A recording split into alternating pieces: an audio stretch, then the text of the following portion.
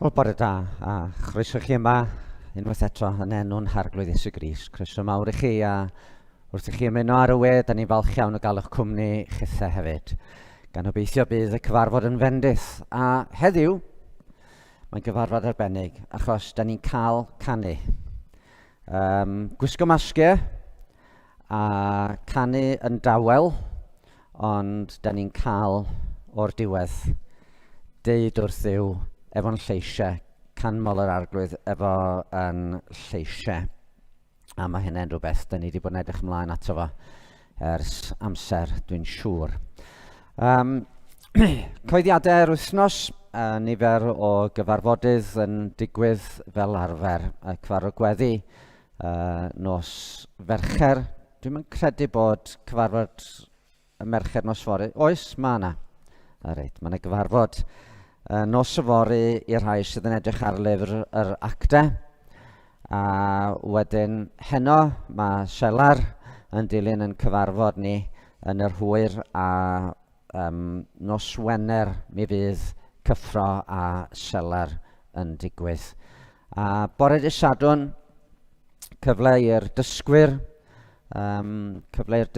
ddod ag ymuno taith yn Rheborth, ag o fynd i Dreborth parcio ar y lôn. Mae'n siŵr ys dim gormod o le i barcio, a mae hynny'n mynd ar 10 a fydd yn gyfle i gael tro a cael ymarfer hefyd Gymraeg. Felly croeso i ddysgwyr i ymuno ag i rhai eraill i ymuno i helpu efo sgwrsio sydd yn digwydd pryd hynny.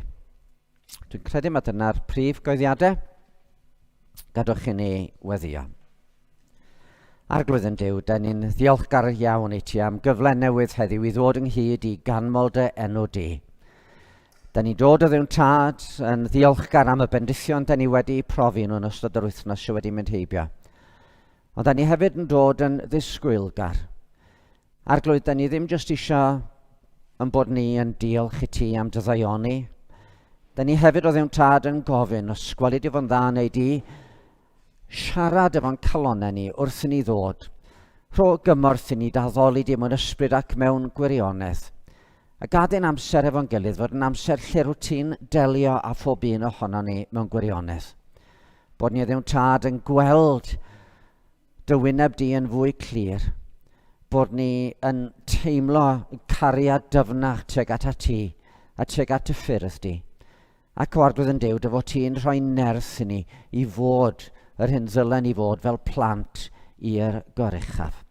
Felly closiato ni, a hynny gogoniant i'r Arglwydd Iesu Grist. Amen. O'n i'n meddwl byswn ni yn gallu adrodd salm efo yn gilydd. Salm 148. A mi fydd hi'n ymddangos ar y sgrin ar eich cyfer chi. Mae'r salm yma gallwn ni rannu'r salm yn 3 rhan. Mae'r salmau olaf yn hannog ni i foli'r arglwydd, i ganmol Duw. Ac yn rhan gyntaf y salm, mae yna siarad efo'r nefoedd, yr angylion, y ser, y lleiad ac yn y blaen. Deud wrth ni am foli'r arglwydd. Wedyn yn yr ail ran, mae yna sôn am y byd. Yr holl bethau sydd yn y byd, yr anifeiliaid, y mynyddoedd a y tywydd i ganmol yr arglwydd. Ond wedyn o adnod 11 ymlaen, mae'n troi sylw at bobl, at frenhinoedd y ddeiar, at bobloedd, at dywysogion a barnwyr y ddeiar, gwir ifanc, gwirafon ac yn y blaen. I ni hefyd ymuno yn y mawl. Felly gadwch i ni ddarllen y salm efo yn gilydd. Molwch yr arglwydd. Molwch yr arglwydd o'r nefoedd. Molwch ef yn yr uchelderau. Molwch ef ei holl angylion. Molwch ef ei holl luoedd. Molwch ef haul a lleiad. Molwch ef yr holl ser disglair. Molwch ef nef y nefoedd, a'r dyfroedd sydd uwch y nefoedd. Bydded iddynt foli enw'r arglwydd, oherwydd ef o'r chmynodd a chrew y twy. Fe gwnaeth yn sicr fydd bysoedd, rhoes iddynt ddeddf nas torir.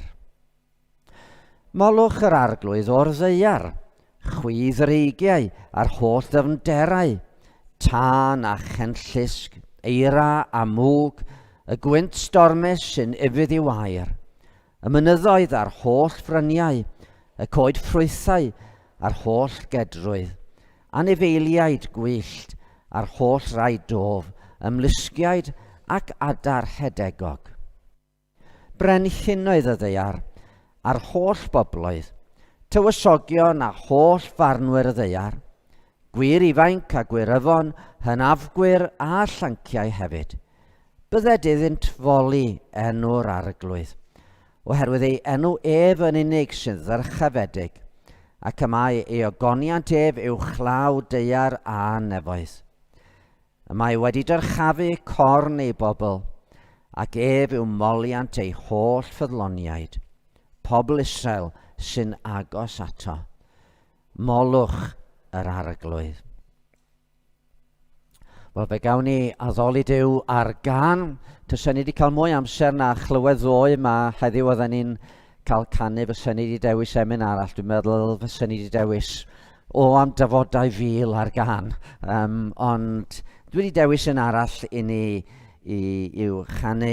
Yng Nghrist ei hun mae ngobaith i. Ef yw fy hael, fy nerth, fy nghan.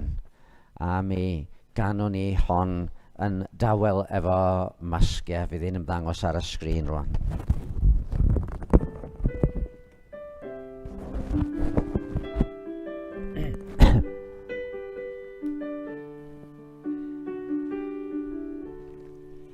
Yng Nghrist ei hun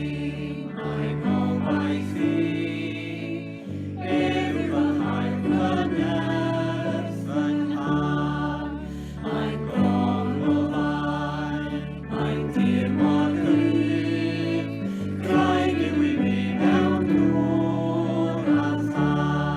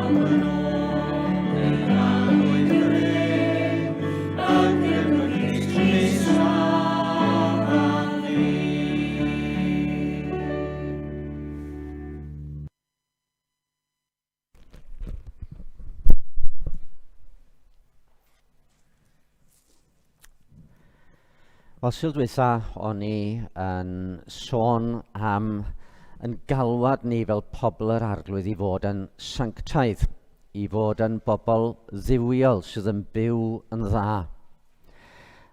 Heddiw dwi am barhau efo'r un math o thema. Da ni'n cael yn galw i fyw yn dda, ond sut da ni'n gallu byw yn dda heb bod ni'n troi yn hunangyfiawn, meddwl bod ni'n well na phawb arall.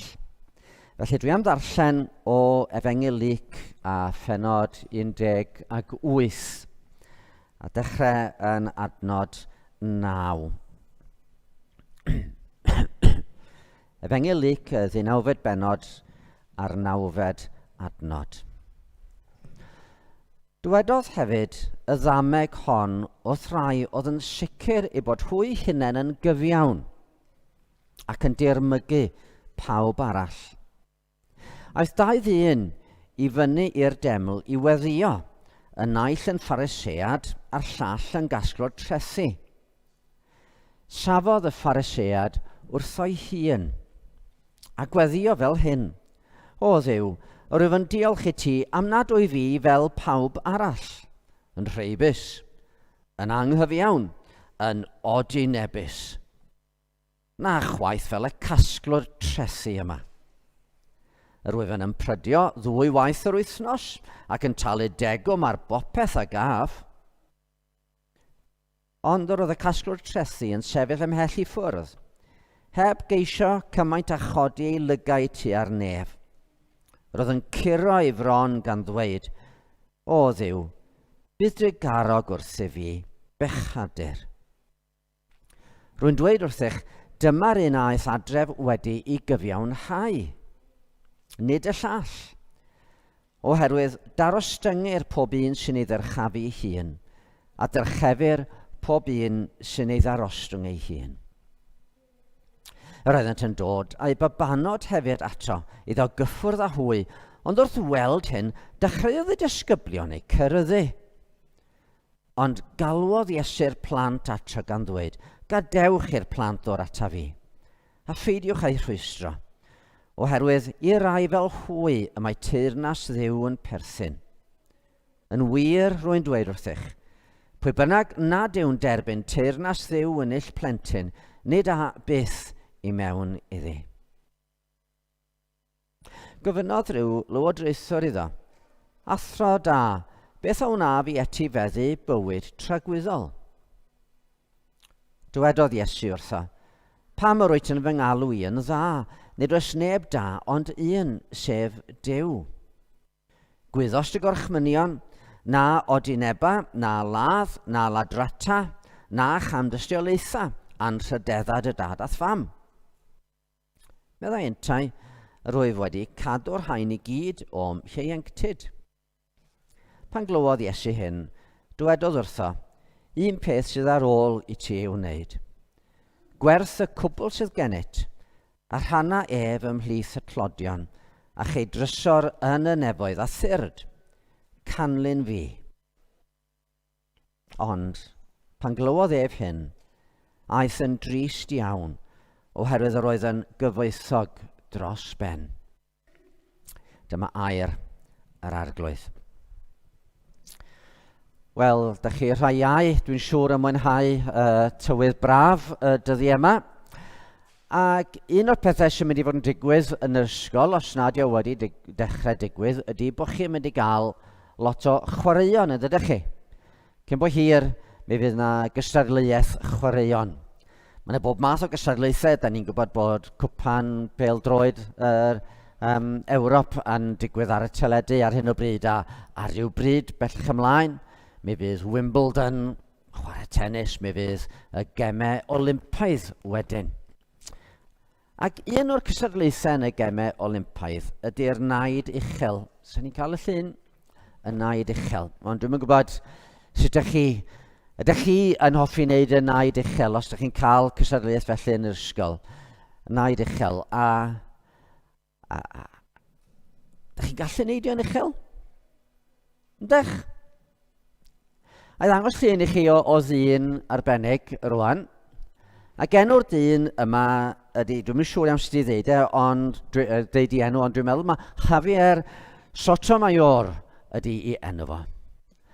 A mae o'n dal record byd am neidio yn uchel. A mae gennau lun ohono fo fan yma yn neidio. Mae o'n neidio fan ac yn torri'r record byd.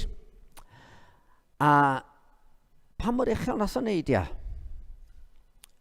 Nath o neidio, wel, 2.45 medr.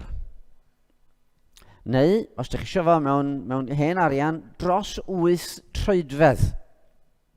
Rwan, mae gennau dap mesur fan yma.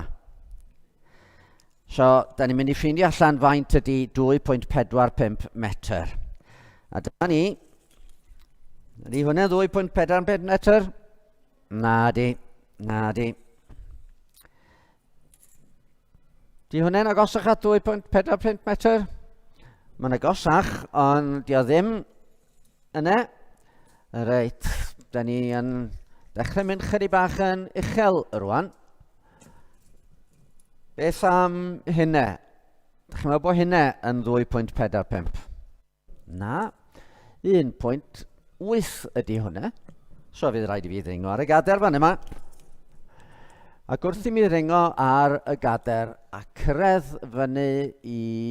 ble ydyn ni? Mae o...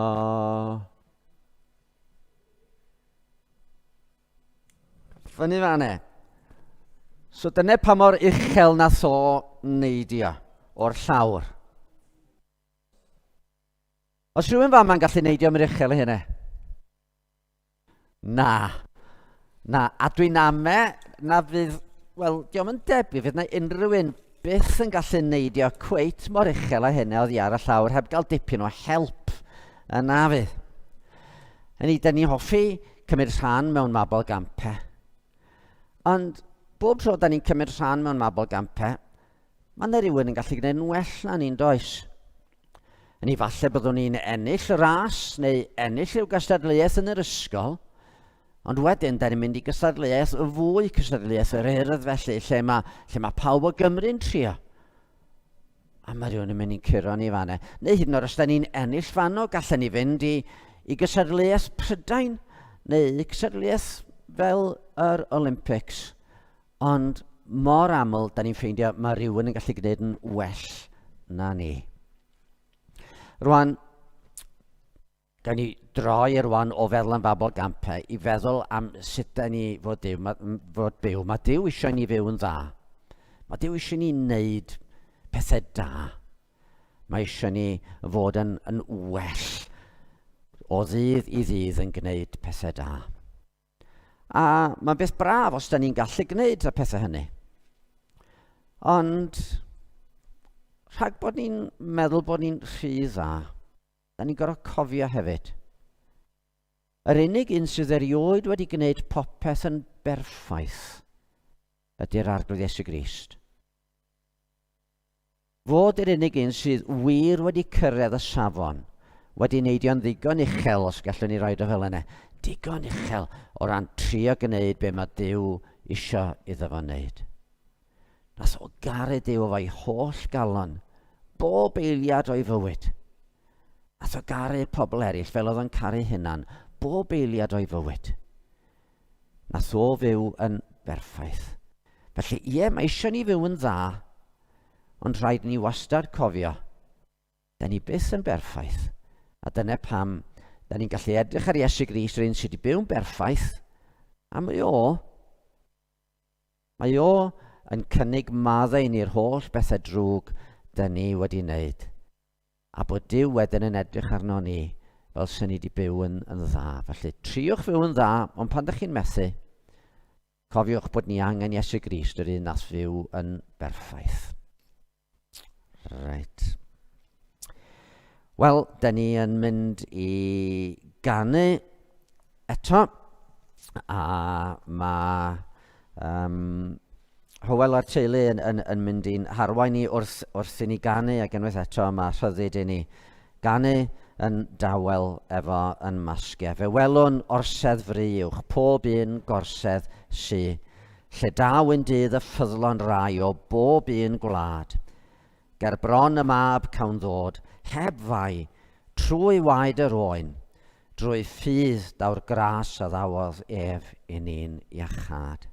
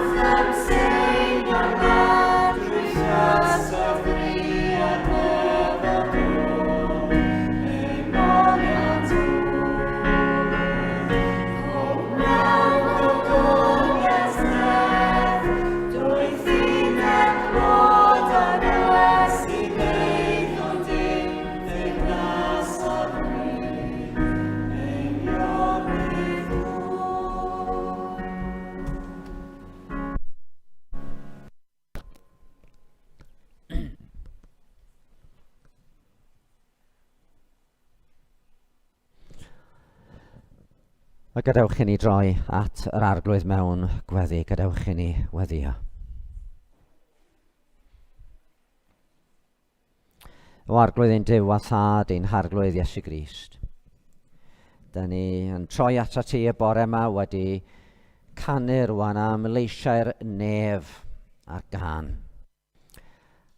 A'i hanthem nhw yn seinio'n lan. Yr anthem sydd yn dy ganmol di uwch pob dim arall sy'n cael ei ganmol erioed yn y byd.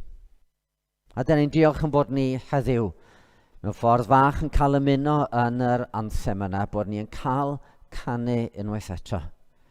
Canu clodydd yr un sydd o'r dechrau i'r diwedd yn y Dduw bendigedig. Yr alffa a'r omega, y dechrau a'r diwedd. Da ni'n diolch yn bod ni'n cael troi at y ti o Dduw ein Tad.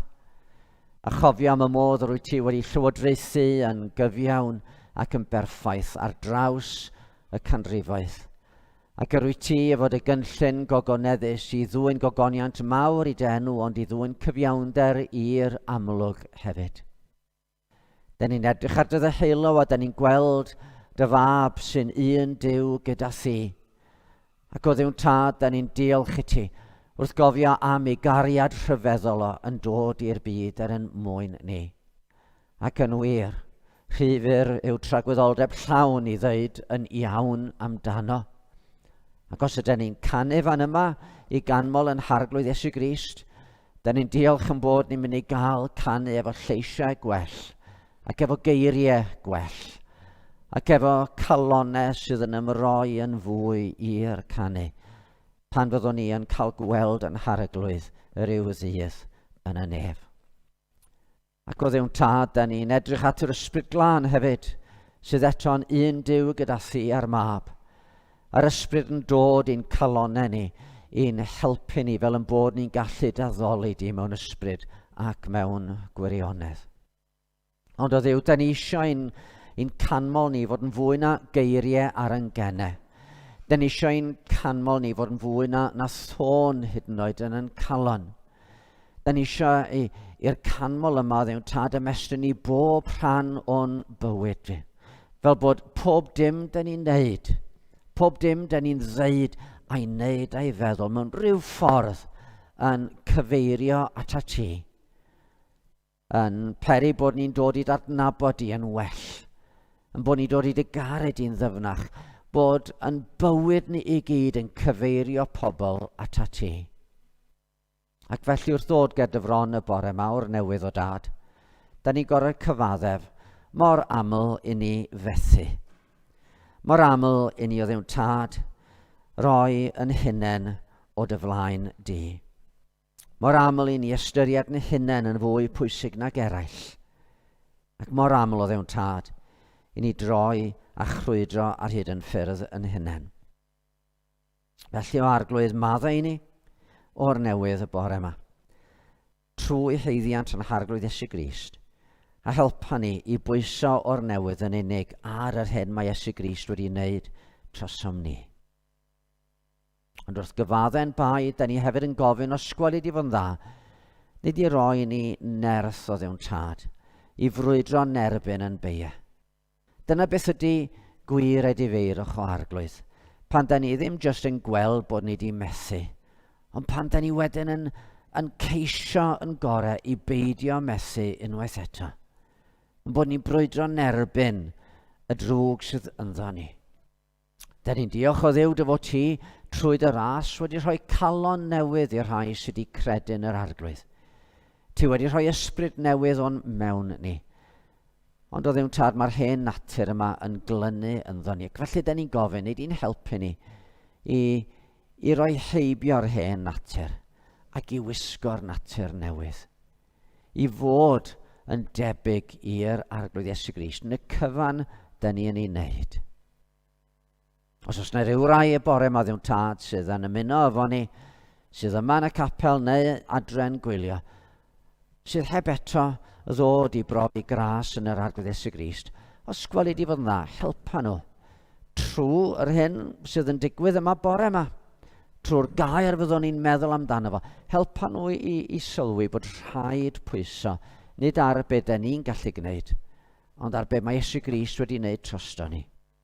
Ac wrth bwyso arno fo Dduw'n Tad, da ni'n gwybod efo ti wedyn yn dod i mewn i newid yn bywydau, a'n gwneud ni yr hyn ddylen ni fod fel plant i ti. Felly trwy ysbryd tyrd a gweithio, a bore yma ni wedi siarad trwy'r gair os gwelid i fod yn dda. Da ni'n cyflwyno i ti'r byd da ni angen, yn arbennig yn gweddio am dy fendith ar arweinwyr llywodraethwyr byd, fel bod trigaredd a chyfiawnder yn dod i'r amlwg yn y ffordd mae'r llywodraethau yn rheoli. Da ni'n meddwl am ryw lefel Iran o Dduw'n Tad, sydd newydd ddewis arlywydd newydd un o'r hardliners o Dduw'n Tad, sydd yn debyg o fod yn cynyddu'r erlyd ar y dy eglwys di. Os gwelid i fod yn dda Dduw'n Tad, nid i wylio dros dy eglwys yn Iran, a nid i beri bod yr eglwys yn cael dwyn mwy o ffrwyth na mae wedi gwneud. Wedyn, da ni yn clywed bod pethau da'n digwydd trwy dy bobl di yna. Arglwydd, cofiad eglwys yn y byd. Rywsut mae yr hyn sydd yn digwydd yn dy eglwys yn fwy gwerthfawr ac yn fwy pwysig na'r hyn mae'r llywodraethwyr yn ei benderfynu hyd yn oed. A da ni'n gweddio ddewn tad ar ei ti fendithio dy eglwys a tystiolaeth yn y byd. A bendithiant tystiolaeth ni yma o dad, gogoniant i dy enw. Lle clyw yn gweddio dad, os oes rhywun yma a baich arbennig ar ei calonau, da ni'n rhoi'r baich hwnnw'n dy ddwylo di. A da ni'n gofyn rwan o ddewn tad, neu di siarad efo ni trwy dy air a hynny gogoniant i'r arglwydd Iesu Grist. Amen.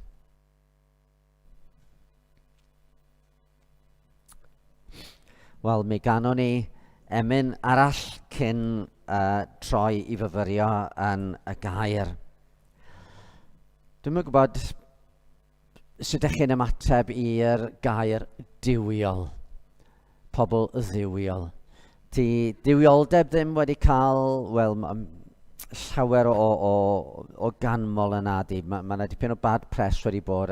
Pobl yn uniaethu diwioldeb efo bod yn sych a bod yn boring a bod yn ddiflas a di galon. Ond mae gwir ddiwioldeb yn beth mor werthfawr. Diwioldeb sydd yn elw gwell na holl ysorau'r India bell. Hedd a llywenydd yn ddisydd. Na'r dywyll nos yn olau ddydd. A mae Hywel a teulu am yn harwain ni efo un o'r tonau mwy newydd i ganu yr emyn yma.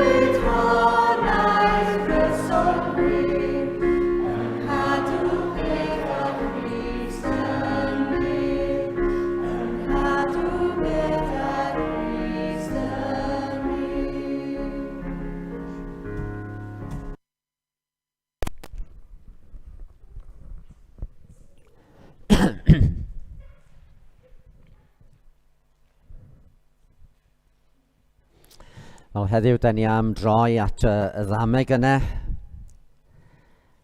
yn Efengyl Luc a phenod 18 a droddodd yr arglwydd Iesu. Yn wyneb gweld rhai pobl oedd mor llawn o hunan hyder yn meddwl eu bod nhw rywsut yn bobl dda a chyfiawn.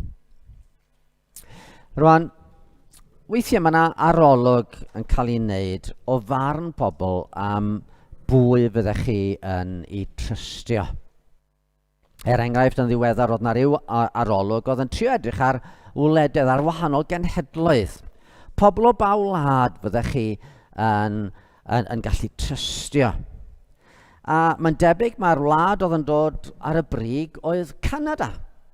Bod pobl yn meddwl os oedd rhywun dod o Canada, wel dyna chi rhywun gallai I trystio.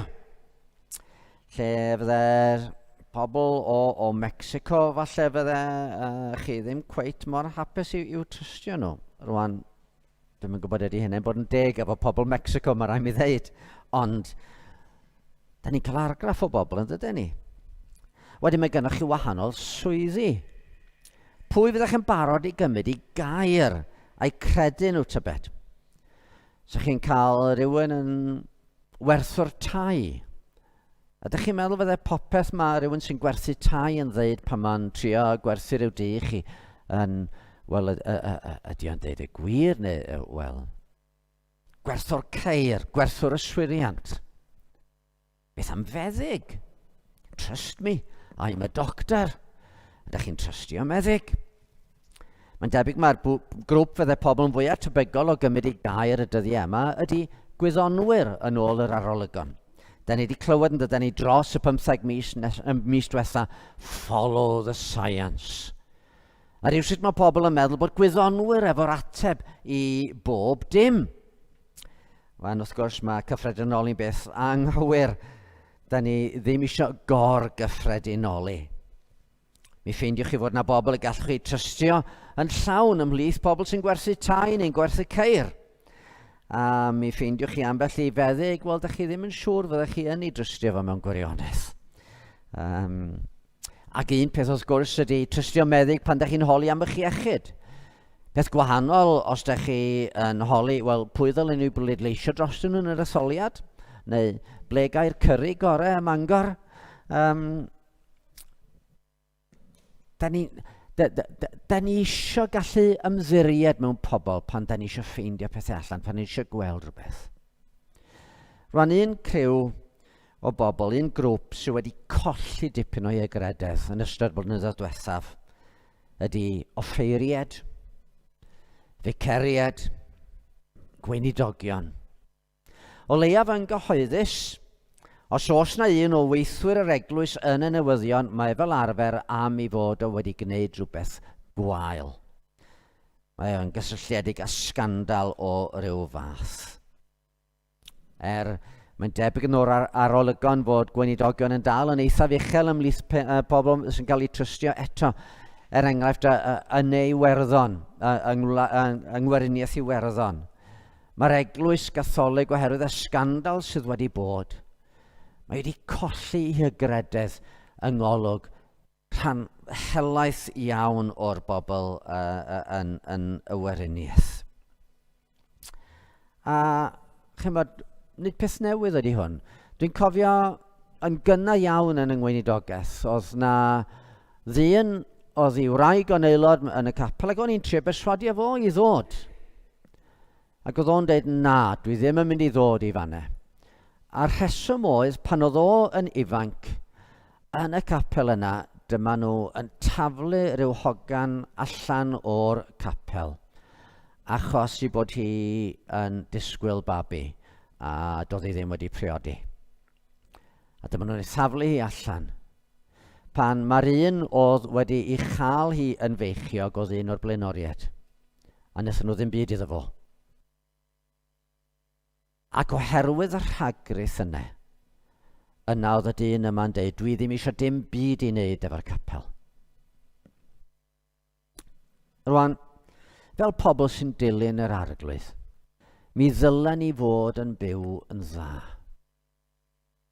Ond da ni'n methu dydyn ni.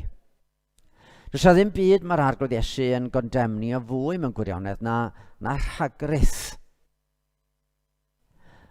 Ac felly, da ni'n cael ein galw I fyw yn dda.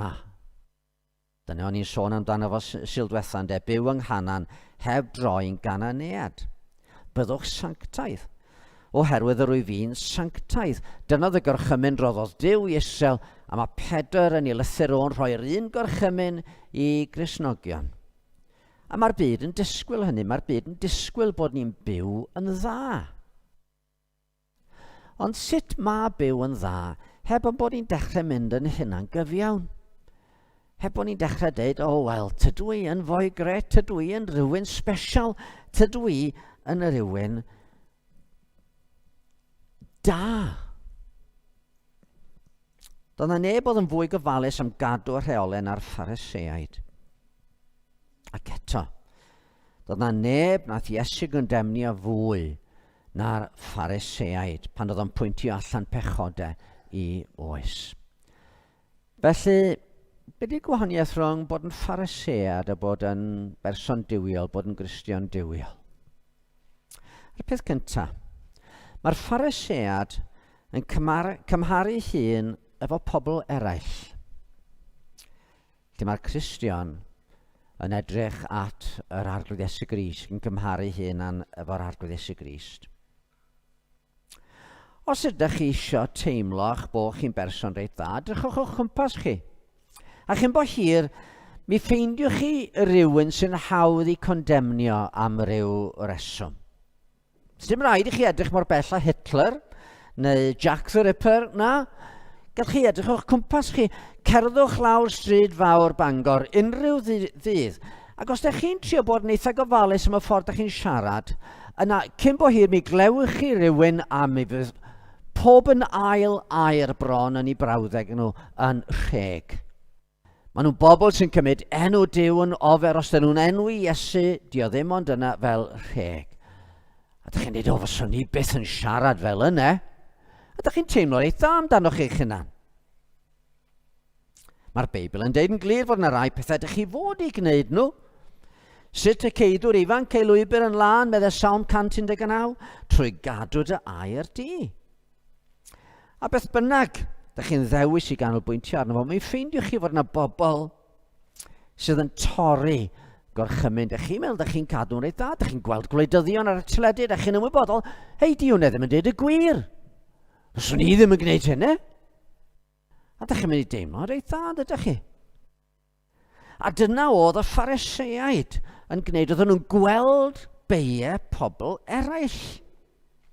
Oedd y Phariseaid yma wrth fynd i'r deml yn gweld beiau pobl eraill. Safodd y Phariseaid wrth o'i hun, oedd o ar wahân, dwi ddim eisiau bod yn agos at y pechaduriaid, ne? A gweddio fel hyn, o Dduw, rwyf yn diolch i ti am nad wy fel pawb arall. Yn rheibus, yn anghyfiawn, yn odinebus na chwaith fel y casglwr trethu yma. Yn mi fedre roi rhestr o bethau oedd o'n i gwneud, pethau digon da ynddyn nhw eu hunain, a roedd yn eithaf siŵr nad oedd y boi arall yma yn ei gwneud nhw. Ond wrth gwrs nid y casglwr trethu ni ymyl oedd y safon yn ac. Mae'r Cristion yn edrych ar yr arglwydd Iesu. Ni wnaeth ef bechod, ac ni chaed twyll yn ei enau. A doedd o ddim fel pethau Iesu'n rhyw swp yma nad oedd yn teimlo'r temptiad. Nid archoffeiriad heb allu cuddioddef a'n gwendidau sydd gennym, ond un sydd wedi demtio ym mhob peth yn yr un modd â ni, ac eto heb bechod. Oedd y demtasiwn yn real. Dych chi'n meddwl amdano fo, na ran ialwch am 40 o ddyrnodiau heb gael dim bwyd, a'r diafol yn dod a dweud, ti di mab Duw gon tro'r cerrig yma'n fara. Efo'r poen yn ystumog o y newyn am fwyd, oedd o'n demtiad real. Ond na. Doedd na rhan eiliad pan nad oedd Iesu'n caru Duw i dad gyda'i holl galon, i holl enaid, i holl feddwl a'i holl nerth. Pan fyddai'n cael ei ddifenwi, ni fyddai'n difenwi'n ôl. Pan fyddai'n dioddef, ni fyddai'n bygwth, ond yn ei gyflwyno hyn i'r un sy'n barnu'r gyfiawn. A pan da ni'n edrych arno ni'n hunain yng ngolwg hynne, da ni ddim yn mynd i fod yn hynna'n gyfiawn yna, den. Amlygwch yn eich plith eich hunain yr agwedd meddwl honno sydd yn wir neiddo chi'n Nghrist Iesu. Ei fod ef ar ffurf Duw, ni chyfrifodd fod cydraddoldeb y Duw yn beth i ddal gafael ynddo, ond fe gwacaodd ei hun, gan gymryd ffyrdd ceithwas a dyfod ar wedd ddynol. O'i gael ar ddill dyn fe'i daro styngodd ei hun, gan fod yn ifedd hyd angau, angau ar groes. Dyna'r safon. Dyna'r bar, dyna lle mae'r bar. A os di'r Pharisæad yn cymharu hyn ag eraill, dyn ni yn edrych at yr arglwydd Iesu Grist. Yn ail, mae'r Pharisæad rhoi pwyslais ar yr allanolion. Y pethau allanol. Mae'r Cristion yn rhoi pwyslais ar y galon. Sylwch be mae'r Pharisæad yma yn ei ddweud. Mae i gyd am y pethau mae wedi gwneud, y ffordd mae wedi gweithredu, pethau mae wedi osgoi i gwneud nhw. Rwyf yn diolch i ti am nad o'i fi fel pawb arall. Mae yna bethau dwi ddim wedi gwneud, dwi ddim yn rheibus, dwi ddim yn anghyfiawn, dwi ddim yn odi nebus na chwaith fel y casro trethi yma. A wrth gwrs oedd y casro trethi yn enwog am fod yn anonest. Rwyf yn prydio 2 waith yr wythnos gan talu degwm ar bopeth a gaf. Ni oedd o'n gwneud cadw lot o ryw reolau. Ganwch chi ni fynd at ran arall o'r ysgrythur. A falle a meddwl am ran arall o'r ysgrythur. Cynta Corinthiaid pennod 13.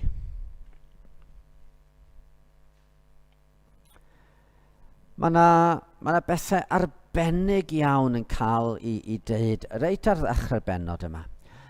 Os llefaraf a thafodau meidrolion ac angylion. A heb fod gennyf gariad efydd swnllid y dwyf neu symbol a flabar. Os oes gennyf ddawn proffwydo ac os wyf yn gwybod ydy'r gelion i gyd a phob gwybodaeth. Ac os gennyf gymaint o ffydd nes gallu symud mynyddoedd. Ac heb fod gennyf gariad nid wyf ddim. Ac os rhof fy holl feddiannau i borthi eraill, ac os rhof yng nghorff yn aberth, a hynny er mwyn yn ffrostio a heb fod gennyf gariad, ni wna hyn ddim lles i mi. Meddyliwch beth yn cael ei ddeud fanne. Oedd yna gampau ysbrydol mawr, llefaru a thafodau. Waw, dyna chi spectacular. Dyna chi ryw ddawn ysbrydol spectacular. Llefaru a thafodau. Tafodau angylion. Ac eto, dim byd. Just ryw efydd swnllid, ryw symbol yn tyncion. Dim byd. Neu dealltwriaeth ddiwinyddol dwfn. Gwybod ydy'r gelion oll. Pob gwybodaeth. Mod i'n gwybod y niwynyddiaeth, gwybod y Meibl, gwybod yr holl athrawieithau. Gymaint o ffydd nes gallu symud mynyddoedd, dwi'n llawn o positive thinking. Ond, dim. A wedyn, wrth gwrs, y gweithredoedd hynny. Rhoi fy holl feddiannau i borthi eraill. Rhoi nghorff yn aberth. Be sy'n fwy arwrol na hynny ar un olwg? Be sy'n fwy aberthol? Be sy'n fwy uchel na hynny? Ac eto, mae'r Beibl yn deithau, dio ddim iws o gwbl. Pam? Oherwydd os mae pethau allanol ydyn nhw'n unig, heb fod y galon wedi chyffwrdd, yna, dio ddim lles i mi. A dyna oedd cwyn Iesu am y Pharisæaid. Gwa i chi ysgrifenyddion a Pharisæaid, rhagrithwyr oherwydd yr ydych chi'n glanhau'r tu allan i'r gwpan ar ddisgyl, ond y tu mewn, mae'n dyn llawn trachwant a llunan foddhad. Mae'r Cristion yn gwybod. Ie, gallai wneud pethau allanol, mae pobl yn mynd i fod yn meddwl mod i'n gret, ond dwi'n edrych fewn ar ynghalon ni. A dwi'n mynd byr ynghalon. Dwi'n sylweddoli y mod i yn meddwl pethau, neu fel Paul yn de, Yn cael teimlo'n fodlon nad oedd o wedi lladrata, nad oedd o wedi godi nebu, ond wedyn yn swyddoli fod o wedi chwennych.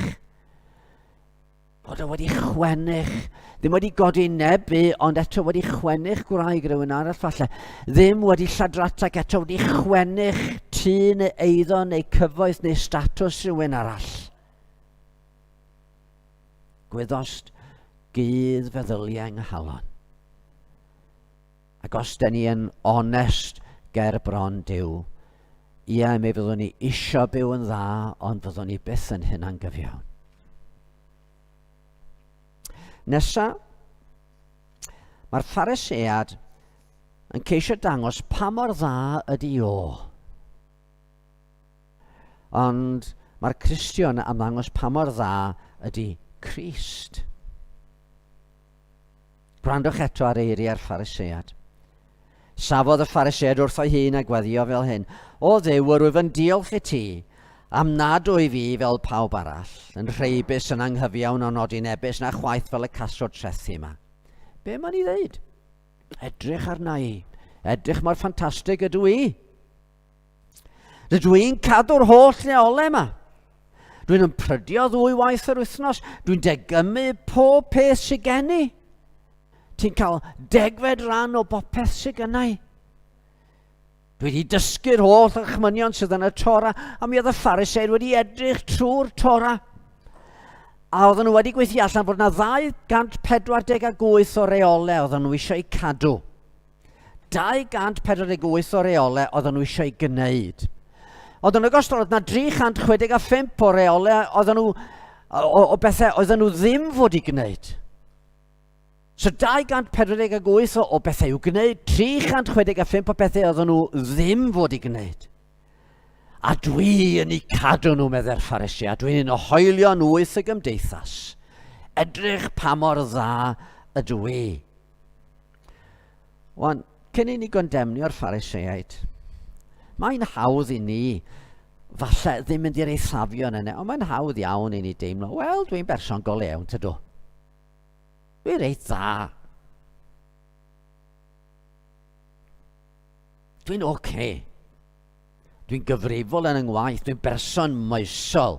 Dwi'n dystiolaeth i bobl o'n nghwmpas i mewn rhyw ffordd. Mae gair da amdanau ac felly dyle hi fod. Ie. Mae'n siŵr fod Duw'n reit hapus efo fi. Da ni'n mynd i feddwl weithiau fel yna. Falle bod ni'n gwybod, ond rhywsut mae'n rhywbeth yn ein calonau ni'n deud, ie. Na, dwi'n o reit. Ond mae yna ffordd arall o edrych ar bethau. Mae yna ffordd arall o edrych ar yn gweithredoedd da, os ga i alw nhw'n weithredoedd da. Mae heddiw yn Sul y Tadau. A falle bod rhai o'ch chi wedi prynu anreg i dad. I ddweud y gwir, dyna be ges i pan ddys i fewn i'r capel heddiw, oedd ges i anreg fan yma, achos bod hi'n Sul y Tadau. Rwan, ddarech chi brynu anreg mwyn dangos eich bod chi'n blant da. Neu ddarech chi brynu anreg i dad achos bod chi eisiau i dad wybod dad mor ffantastig ydi o. Oeddech chi eisiau i dad wybod bod chi'n ei garu o. Bod chi yn meddwl lot ohono fo. A dyna pam ddarech chi brynu anreg. Achos dyna lle ydyn ni fod yn de. Dyna beth ydyn ni fod yn neud. Mae ganddo ni arglwydd rhyfeddol sydd wedi ein caru. Mae ganddo ni dad yn y nef sy'n gofalu trosto ni. Mae ganddo ni eiriolwr ar i ddehelaw sy'n ein cofio ni yn gwylio ni. Mae ganddo ni yr ysbryd glân yn gydymaith yn byw yn ein calonau, yn harwain, yn helpu, yn sancteiddio.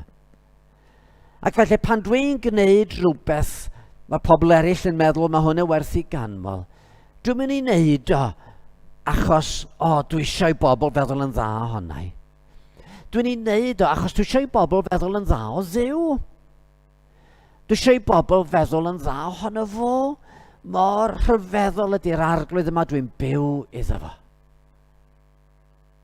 Ac yn yr ystyr hynny, tydi yn aberth ni ddim yn aberth yna di. Neu mae o wedi rhoi popeth yn mwyn ni. Ac felly, da ni'n gallu byw iddo fo. Nid mwyn iddo fo weld pa mor dda da ni, ond yn hytrach mwyn i ni ddeud wrtho fo pa mor dda ydi o, a bod ni'n diolch iddo fo. A'r Pharisëad yn ceisio dangos mor dda ydi fo ei hunan, ond be ddylen ni fod yn neud ydi ceisio deud wrth bobl a dangos bobl mor dda ydi'r Duw rydyn ni yn i ddilyn a'i garu. Ac i ddweud y gwir, mae hyn i gyd yn yn arwain ni at y pwynt olaf heddiw. Mae'r Pharisëad yn pwyntio, mae'r Pharisëad yn pwyso ar ei gyfiawnder ei hunan. A mae'r Cristion yn pwyso ar gyfiawnder Crist. Be di sail yn gobaith ni am fywyd ystyrlon, am fendithion y nef, am gael profi daioni Duw rwan ac i dragwyddoldeb? Be di sail yn gobaith ni? Roedd y Pharisëad yn gosod ei holl obeithio yn yr ffaith iddo fo gadw y gyfraith. Roedd ei weithredoedd o yn cyfri, a pan byddai'r llyfrau'n cael ei hagor ar ddydd y farn, mi fydde fo wedi cael a seren. Mi fydde fo wedi cadw y gorchmynion. Dyma lle mae'n sicrwydd i oedd yn dweud, yn fy mherfformiad i fy hunan. A dyna'r hyder y gŵr ifanc golydag yma, y gŵr ifanc cyfoethog yma, ddoth at Iesu oedden ni'n darllen amdano fo yn y darlleniad. Oedd o wedi dod at Iesu a dweud, athro, da, be sy'n rhaid mi wneud i gael bywyd tragwyddol? A mae'r arglwydd yn rhestru rhai o'r gorchmynion, yn dydi? Chi'n cofio fel oedd o yn deud wrtho fo, gwyddos y gorchmynion, na o Gineba, na ladd, na Lladrocha, na Chamdystriolaetha, andrydeddad y dad. Dyna chi 5 o'r 6 gorchymyn sydd yn ymwneud â ni a'n gilydd, y byd yma felly. A mi oedd y gŵr ifanc yn deud, wel, dwi wedi cadw'r rhain. Ac oedd yn disgwyl Iesu, dweud, da iawn ti ar y ffordd iawn. Dyna fo, gret. Ond oedd Iesu wedi gadael rhai gorchmynion allan. Oedd wedi gadael y gorchymyn olaf. Na chwennych. A dyma rhywbeth sydd ddim yn allanol, mae'n fewnol yn dydi, fel oedd Paul wedi darganfod. Na chwennych. Ac oedd y dyn yma'n berchen llawer o gyfoeth. Oedd ganddo fo lawer o dau, oedd ganddo fo lawer o dir. Oedd o wedi bod yn casglu cyfoeth iddo fo'i hunan.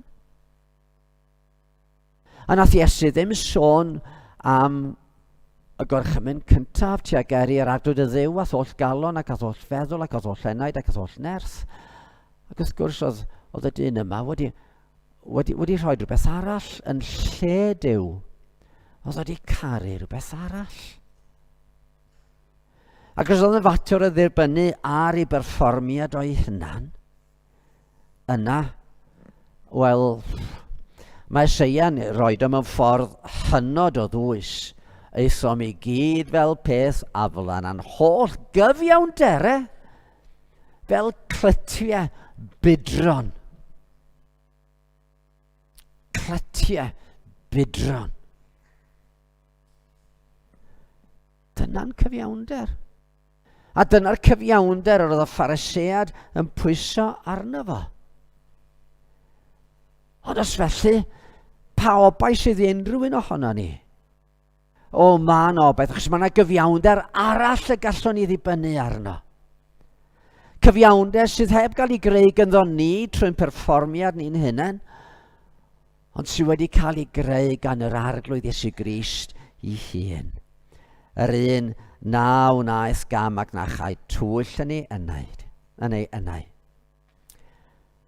A dyma yw chlaw dim sy'n mynd i cadw ni rhag troi yn Phariseaid yn hunain.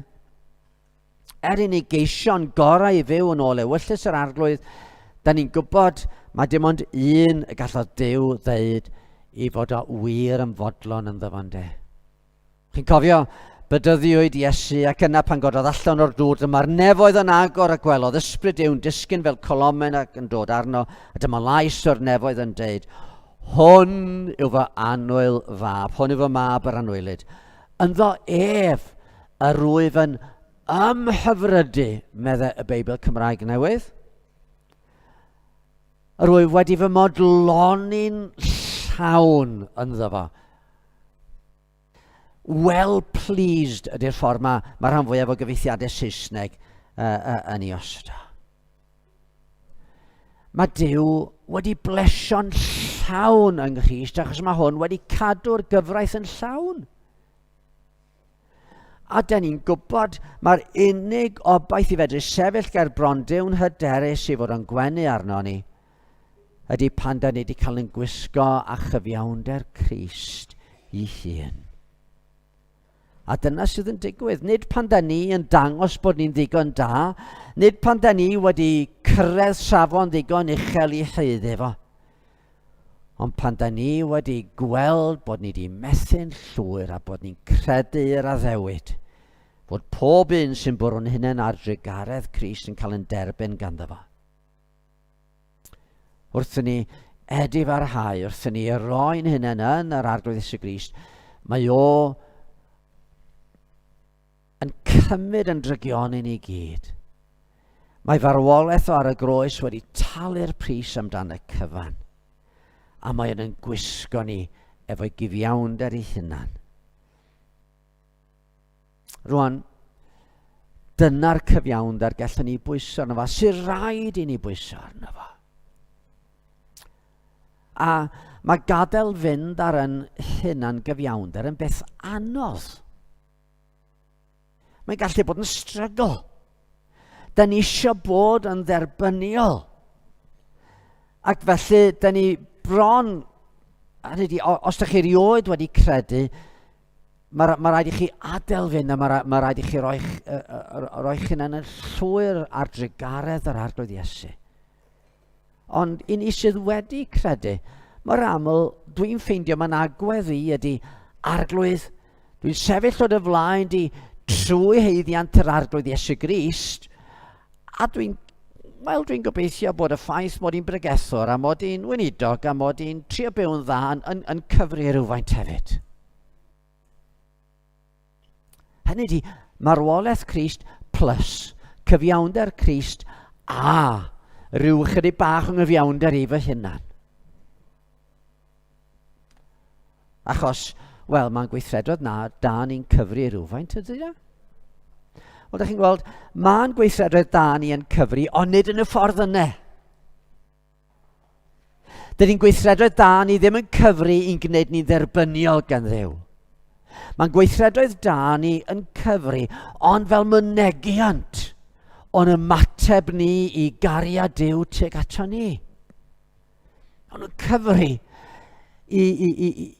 i ganmol yr arglwydd, i ddeud pa mor dda di'r arglwydd, i ddangos pa mor rhyfeddol ydy o. Byddwch sanctaidd. Oherwydd yr wyf fi'n sanctaidd, medd yr arglwydd. Ie. Mae'n alwad yn ei fod y gorau gallwn ni fod. Ond, peidiwn byth a meddwl bod yn derbyniad yn dibynnu ar ein perfformiad. Da ni ddim yn Phariseaid. Da ni ddim i fod yn Phariseaid. Da ni'n cymaru'n hunan ag eraill. Ond yn edrych, da ni'n edrych at yr arglwydd Iesu Grist. Da ni ddim yn rhoi'n pwyslais ar yr allanolion, ond yn cofio cyflwr y galon. Da ni ddim am ddangos pa mor dda da ni, ond da ni am ddangos pa mor dda di'r arglwydd Iesu Grist. A da ni'n pwyso nid ar yn cyfiawnder yn hunan, ond ar gyfiawnder yr arglwydd Iesu ei hunan. A dyna'r ffordd i fod yn dduwiol heb droi yn Pharisead. Arach i ni weddio. O arglwydd yn Duw, da ni yn troi at ti mor ymwybodol o dwyll yn calonau fel da ni'n gallu perswadio'n hunain rywsut yn bod ni'n ddigon da. Helpa ni o Dduw i fod y gorau gallwn ni fod trwy ras yn arglwydd Iesu Grist. Ond o arglwydd, helpa ni i ddibynnu, funud ar ôl funud, eiliad ar ôl eiliad, ar yr hyn mae Crist wedi wneud trosto ni, a derbyn ni o ddiwn tad, nid ar sail beth ni wedi wneud, ond ar sail yr hyn mae Iesu wedi wneud trosto ni. Amen. A gadwch i ni ganu i ddiweddu. Emyn, falle chydig yn od i orffen, ond emyn sydd yn meddwl sut da ni'n gallu nesiad Dduw, pa fodd y meiddiaf nesiad, sy'n Dduw mor lan. A'r pennill ola'n dweud bod ni'n gallu nesu trwy haeddiant yr arglwydd Iesu Grist.